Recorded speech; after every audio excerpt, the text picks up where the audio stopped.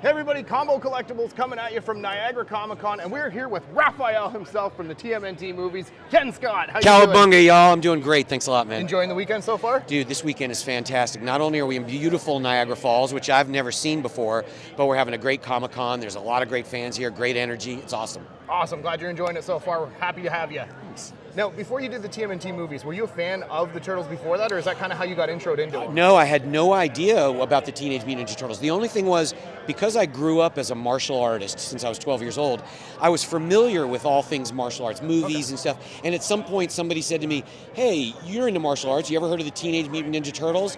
And this was when it was just a comic book. Right. And I kind of laughed about it, but I never read them. I never watched the cartoons.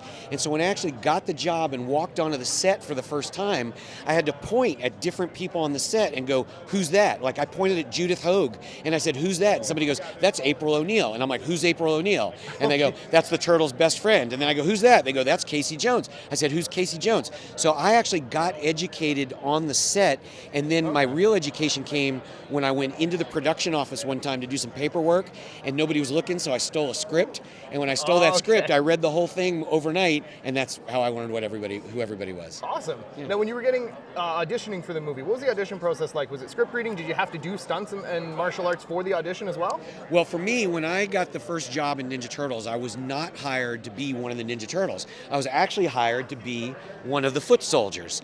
Right, so for those that know the movie, I'm the fellow chucker that does the nunchucks against Michelangelo. Nice. So for me, my audition actually consisted of meeting the stunt coordinator, Pat Johnson, who's a legendary martial arts guy from Karate Kid and even back to Enter the Dragon with Bruce Lee. Oh, cool. I auditioned for him with my martial arts ability, got hired to be a foot soldier, and then when the guy who was Raphael broke his nose in the scene in Central Park with Casey Jones, I got promoted from foot soldier to Raphael, and that changed my whole life. That's awesome, man. Yeah. Kind of a cool way to get into the role, I guess, for you, not for him, right? Now, when you were, mastering martial arts, I used to do martial arts as well. It's hard enough mastering those moves. What was it like trying to transition into doing those with the suit on? You know, I always tell people, if you play any kind of sport or you like to dance or anything you want to do, try doing that while wearing a full scuba diving, heavy-weighted suit.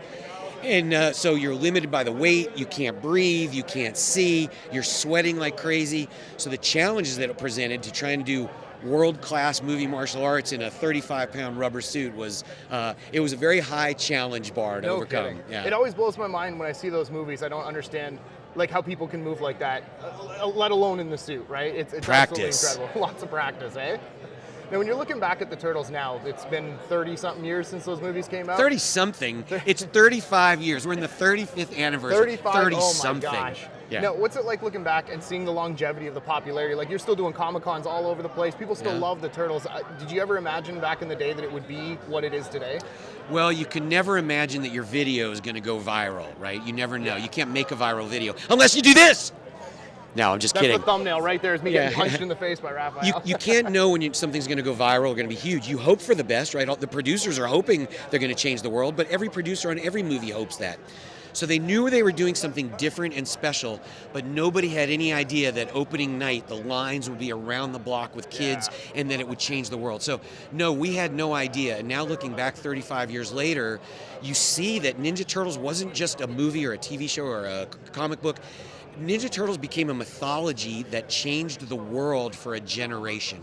Yeah. And so we're this is like the church of that mythology, traveling around, meeting the people, exchanging the love and stories. So it's been an awesome 35 years. It's turned into an incredible community. Yeah. And speaking of that too, I know you know some of the collectors, like TMNT Collector. I do a lot of collectibles on my channel too. Do you have any collections from the Turtles or anything else that you've worked on before? The only thing I collected from the Turtles was actual props and pieces from the movie. Oh, that's I cool. originally collected a pair of the turtle hands.